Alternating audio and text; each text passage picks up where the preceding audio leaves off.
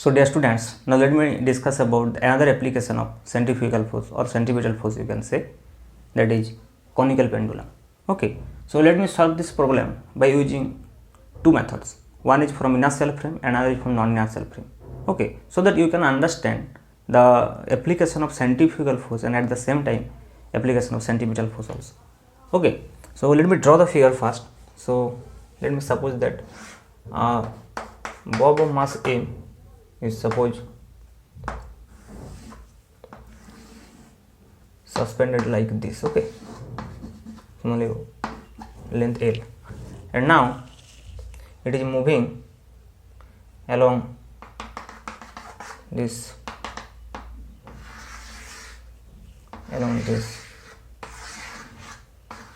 horizontal circle. Okay, so let me suppose that it is moving along this horizontal circle and another position is suppose this, and let me suppose that this position is at an angle theta. Okay, so if you add this all the points on the from circumference of the circle to this point, so it will look like a cone. Okay, and that's why it is sometimes called conical pendulum. So what we have to find out? We have to find out the time period of this pendulum. Okay, now let me draw the forces that are acting on this mass M.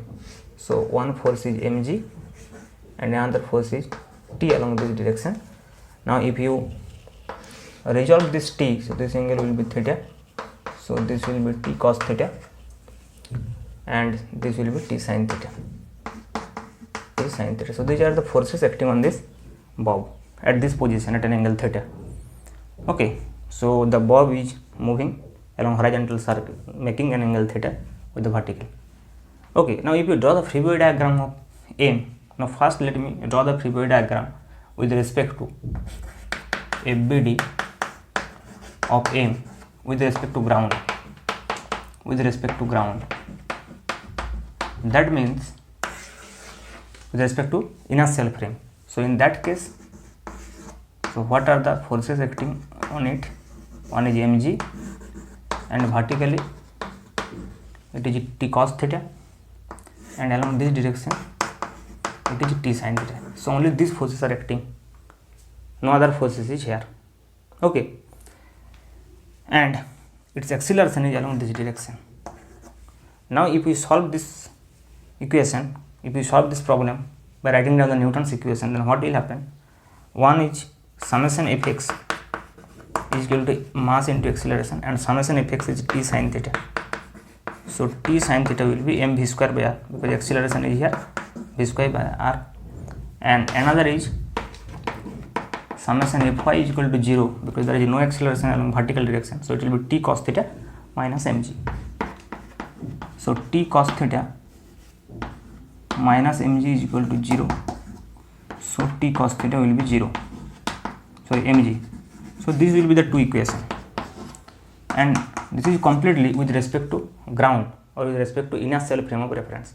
But if you want to draw the same thing with respect to non-inertial frame of reference or with respect to the object M, with respect to M, with respect to small m, then what will happen? All the forces will be same. There is t cos theta, there is mg, here is t sin theta, but a centrifugal force will act on this object along the outward direction, along this direction. Okay, so this will be now mv square by r. So the only difference is that here what is the meaning of this picture? The meaning of this picture is that the required centripetal force, that is mv square by r, is provided by t sin theta. But here the meaning of this is that the centrifugal force is balanced by t sin theta. So this is the only difference.